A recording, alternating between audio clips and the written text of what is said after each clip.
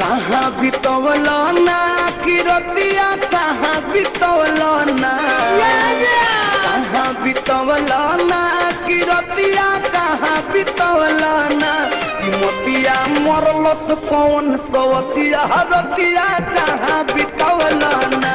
बता दो सिलवा रहे कि फूल मतिया रतिया कहाँ बितवलो ना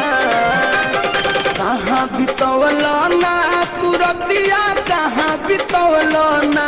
कि मोतिया मरलस कौन सवतिया रतिया कहाँ बितवलो ना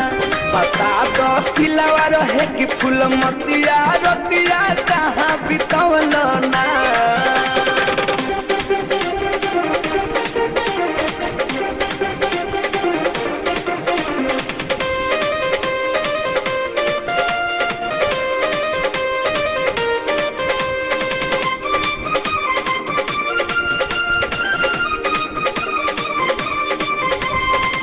रात भर पियले बानी पानी फ्रिज के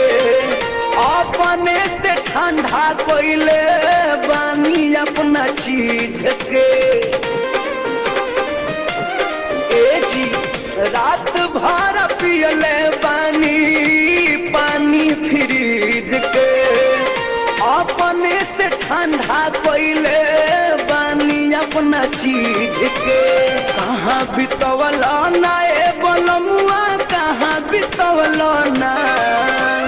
कहाँ बितवलो ना ए सजनवा कहाँ बितवलो ना कि मन करे कारी दी नतिया रतिया कहाँ बितवलो ना मोतिया मरलस कौन सवतिया रतिया